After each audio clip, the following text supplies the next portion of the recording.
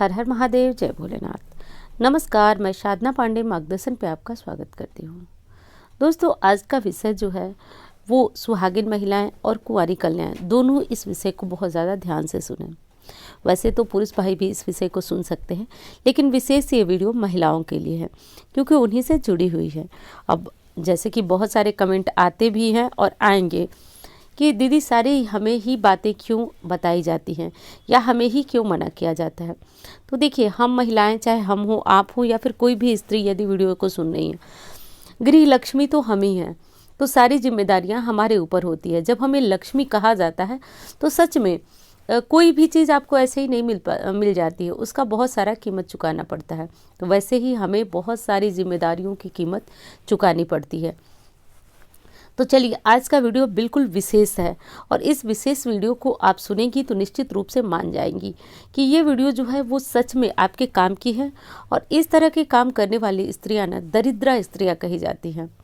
आप तो जानती हैं कि जहाँ पे भी कोई देवी देखती हैं, जैसे कि माता दुर्गा ले लीजिए, और जो भी देवी की मूर्तियाँ होती हैं, फोटो होती है, बड़ी सौम्य तरीके से होती हैं। उनके बाल सुलझे होते हैं, उनका मतलब चेहरा हमेशा हंसमुख मुद्रा में होता है। वहीं पे यदि दरिद्रा का फोटो देखा जाए तो सबसे पहली चीज़, उनके बाल बिखरे एकदम इधर उधर से रहते हैं।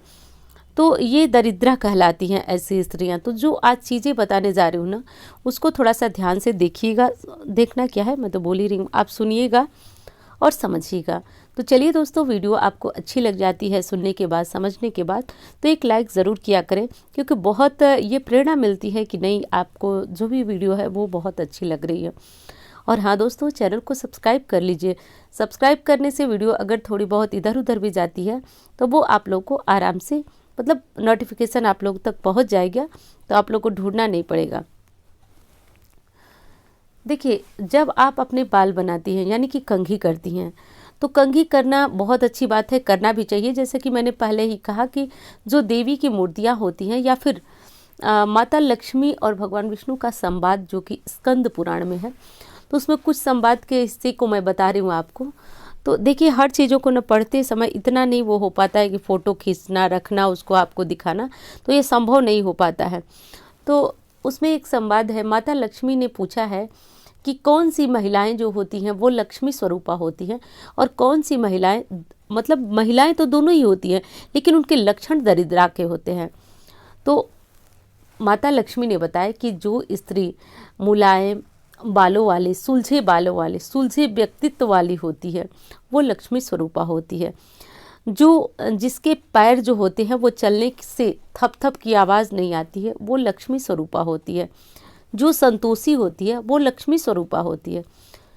और जो स्त्री रूखे सूखे बालों वाली होती है, अपने बालों को बिखराए हुए होती है, लंबे नाखूनों वाली होती है, जिसके शरीर से व्यर्थ की दुर्गंध आती है, ऐसी स्त्री दरिद्र स्त्रियां होती हैं।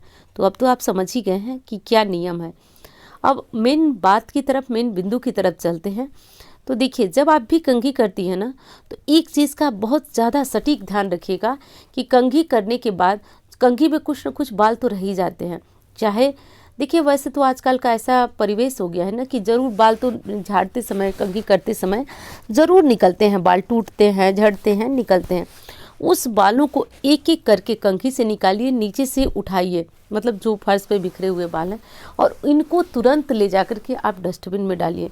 कुछ लोग जो होते हैं वो जल्दी जल्दी के चक्कर में क्या करते हैं कि बाल जहाँ मतलब कंघी में लगे हैं या इस तरह से, या फिर कुछ नहीं तो फर्श पे ही बिखरा हुआ है 2-4 बाल इधर उधर, तो हम ध्यान नहीं देते हैं। देखिए, अब मैं बता रही हूँ इनका नुकसान क्या होता है। ये बाल यदि आपके घर में पड़ा रहे तो विश्वास मानिए, जहाँ पे टूटे हुए बाल रहते हैं ना, उस घर में लक्ष्मी प्रवेश ही नहीं करती है। बहुत बड़ी बात है। नीति शास्त्र में ये जो नियम बताया गया है घर में कि किस घर में दरिद्रा नहीं प्रवेश करती है, उस घर में ये चीज़ लिखी हुई है उस चीज़ में कि इस घर में जिसमें बाल बिखरे रहते हैं, उस घर में दरिद्रा प्रवेश करती हैं, लक्ष्मी प्रवेश नहीं करती हैं। एक चीज़ और जो कि बहुत महत्वपूर्ण है, उसको ध्यान दीजिएगा। देखिए, आप जब बाल खोल करके रहती हैं ना, या फिर आप बाल जो कंघी करती हैं ध्यान से नहीं उठाती हैं, और यदि एक बाल भी गिरकर आपके खाने में पड़ गया दोस्तों, तो हमारे वेद शास्त्र बताते हैं कि उस भोजन को मल के समान माना जाता है। देखिएगा, वो चीज़ मैं कह रही हूँ जो शास्त्रों में लिखा है, उदाहरण नहीं दे रही हूँ आपको। वो भोजन मल के समान माना जाता है। जिस भोजन को मतलब लंघन कर दिया जाए, जिस भोजन का लंघन कर दिया जाए वो भोजन भी मल, मतलब कई तरह की चीज़ें बताई गई हैं। मैं मुख्य आपको बालों वाला भोजन की ही बात बता रही हूँ। तो सब मिला करके जिस भोजन में बाल पड़ जाता है वो मल के समान होता है, ऐसा भोजन करने लायक नहीं होता है। तो ये भोजन यदि बार बार आपके खाने में आता है ना, तो ये निश्चित रूप से दरिद्रता को बढ़ावा देता है। यदि आपके घर में भी आपका खाना बनता है, परिवार के किसी सदस्य के भोजन से बाल निकलने लगे, तो तुरंत ही अलर्ट हो जाइए और बहुत ज़्यादा ध्यान रखिए। और कई चीज़ें ऐसी भी हैं जो कि शास्त्रों में बहुत अच्छी तरह से बताई गई हैं, जैसे कि किचन में खुले बाल में नहीं जाना चाहिए। तो देखिए, ये तो लगता है किचन में खुले बाल नहीं जाना, लेकिन इसका संबंध इसी से है कि खुले बाल रहेंगे तो कहीं ना कहीं टूटेंगे, भोजन में पड़ेंगे और ये सारी समस्याएं आती हैं। बहुत महत्वपूर्ण बात बता रही हूँ। वैसे तो ये जैसे कि वीडियो सुनने के बाद लोग तुरंत उस चीज़ को तोड़ के मरोड़ के दूसरी वीडियो में डाल करके अन्य चीज़ें मिला करके जो है आपको प्रस्तुत करने लगेंगे, बताने लगेंगे। लेकिन दोस्तों, मुझे इतना विश्वास, इतना कॉन्फिडेंस इसलिए रहता है कि मैं जो चीज़ें बताती हूँ वो पढ़कर आपको बताती हूँ, तो मुझे बहुत विश्वास रहता है कि नहीं, कोई अच्छी जानकारी आप तक पहुँच रही है। ये विश्वास मुझे हमेशा रहता है, क्योंकि देखिए, पढ़ने में और तोड़ मोड़ के बोलने में, दोनों चीज़ों में बहुत ज़्यादा अंतर होता है। तो चलिए, मैं कह रही थी कि खाने में न पड़े, इसलिए ही ये नियम बताया गया है कि आप बाल खोल के मत रहिए, नहीं तो वही दरिद्रा वाली श्रेणी में आप भी यदि धनवान है लेकिन रोज दूसरे दिन तीसरे दिन आपके भोजन से बाल निकलने लगे, तो धीरे धीरे आपकी स्थिति निश्चित रूप से खराब होती जाएगी। अब एक चीज़ का और ध्यान रखिएगा दोस्तों। हाँ, अब कुछ कमेंट ये भी आते हैं कि दीदी ये कुंवारी लड़कियों को भी पालन करना चाहिए। देखिए, करना तो सभी को चाहिए, क्योंकि आप भी एक दिन जाकर किसी घर की लक्ष्मी बनेंगी, तो ये सारी जिम्मेदारियां आप पे आने वाली हैं। चूँकि जो है बच्चियों के ऊपर बहुत जिम्मेदारियां नहीं होती हैं, तो इसलिए कुछ बातों को उतना समझा पाना आपके लिए थोड़ा कठिन हो जाता है मुझे। लेकिन आप भी इन चीज़ों को सुन रही हैं, तो ध्यान रखिए, आगे आने वाले जीवन में ये काम आपको आएगा। और इस चीज़ को कदापि मजाक समझने की गलती मत कीजिएगा। जैसा कि मैं बता रही हूँ, इन चीज़ों को खाने से अपने बालों को एकदम बांध के रखिएगा, क्योंकि बाल जब कंघी करती हैं आप तो और टूटते हैं, गिरते हैं, तो ये क्या क्या होते हैं मैं बहुत विस्तृत बता चुकी हूँ। दूसरे पॉइंट की तरफ बढ़ते हैं। जब आप अपने बालों में कंघी करती हैं ना, तो एक चीज़ का ध्यान रखिएगा, हमेशा बैठकर कंघी करिए। कभी भी खड़े होकर कंघी नहीं किया जाता है, ना तो खड़े होकर सिंदूर लगाया जाता है। हमेशा बैठ करके करिए। दुर्भाग्य आता है, इससे विशेष दुर्भाग्य आता है कि पति को काम नहीं मिलता है, उनका काम धंधा अच्छा नहीं चलता है, चिड़चिड़े रहते हैं, परेशान रहते हैं। सब मिलाकर के पति परेशान रहेंगे तो निश्चित रूप से पत्नियां भी परेशान होंगी। तो ये काम करिए ना कि बैठ करके आप बाल बनाइए। और फिर बार बार इतना, मतलब मैं इतना बोल देती हूँ आपको समझाने के चक्कर में ना कि आपको भी शायद बोरिंग लगे, कि बैठ करके बाल बनाइए। ये चीज़ ना मैं कोई कही सुनी बात नहीं कह रही हूँ आपको, ये हमारे शास्त्रों की बात है कि हमेशा सिर के ऊपर से ढक करके सिंदूर लगाइए और बैठ कर कंघा करिए।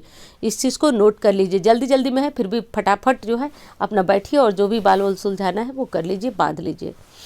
ये चीज़ का ध्यान रखना है। और बाल में जब आप कंघी करती हैं तो इस चीज़ का भी ध्यान रखिए कि बाल जो है वो कुछ ना कुछ एक क्लिप ही सही, लेकिन खुले बाल मत रखिएगा, क्योंकि बिल्कुल खुले बाल रखना बहुत ज़्यादा मतलब अच्छी निशानी नहीं मानी जाती है। तो कम से कम एक क्लिप ही लगा लीजिए, लेकिन खुले बाल दरिद्रता की निशानी मानी जाती है। और विशेष अब कहीं शादी उदी में जा रही हैं तब तो नहीं मना करूँगी, कर ही लीजिएगा, खोल लीजिएगा। लेकिन विशेष कोई पूजा पाठ कर रही हैं तो एक क्लचर लगा लीजिए, क्लिप लगा ली, कुछ न कुछ बंधन कर लीजिए। बंधन मुक्त बालों से पूजा नहीं करना चाहिए। बंधन मुक्त बालों मतलब कहा गया है शास्त्रों में कि मुक्त केस से महिलाओं को नहीं रहना चाहिए। मुक्त केसी दरिद्रा कहलाती हैं। तो ऐसी स्त्रियां दरिद्रा कहलाती हैं। सब मिला जुला करके जो बातें थी वो मैंने आपको बता दी। अब आप बताइएगा कि आपको वीडियो कैसी लगी, अच्छी लगी तो वीडियो को लाइक करें, चैनल को सब्सक्राइब करें। और हाँ दोस्तों, आपको लगता है कि किसी की अन्य के पास भी ये जाना चाहिए तो शेयर कर दीजिए। ज्ञान बांटने से गुरु मजबूत होते हैं। गुरु क्या देते हैं? तो गुरु धन समृद्धि सुख, मतलब सबसे शुभ ग्रह गुरु कहे जाते हैं। तो आप वीडियो को शेयर कर दीजिए, उससे गुरु मजबूत होते हैं। इंस्टाग्राम फेसबुक पे मुझे फॉलो करना चाहें तो कर सकते हैं। नंबर जो देख रहे हैं आप, इस पर कुंडली वगैरह दिखाना चाहें तो संपर्क कर सकते हैं। अच्छा, एक चीज़ और बताना है आपको, शायद आप अंत तक सुन रहे होंगे या नहीं। अंत तक सुन रहे हैं तो मुझे कमेंट करके प्लीज़ ज़रूर बताइएगा एक कमेंट आप लोग के पास तक पहुंच रहा है मार्गदर्शन नाम की आईडी से। इस पे बस इतना ही लिखा रह रहा है कि व्हाट्सअप करें व्हाट्सअप करें। तो इस चीज़ से ना सावधान रहिएगा। मैं कोई कमेंट नहीं करती हूँ कि आप व्हाट्सअप करें। मेरा यही नंबर है जो आप इस समय देख रहे हैं। और इस मतलब मैं कह रही हूँ, अगर आप सुन रहे हैं तो एक कमेंट करके बताइएगा कि आप मेरी बातों को अंत तक सुने हैं। और इस चीज़ से सावधान रहिएगा, क्योंकि हो सकता है आपके साथ कोई फ्रॉड हो, ठगी हो। तो इन चीज़ों से आप सावधान रहिएगा। कोई व्हाट्सअप मैं नहीं करने को कहती हूँ, बल्कि ऑफिस में जो भी आपका व्हाट्सअप जाता है उसको कोई चेक भी नहीं कर पाता है। तो इसलिए इन चीज़ों से बचे रहिए। तो चलिए भोलेनाथ का नाम लेते रहिए। हर हर महादेव।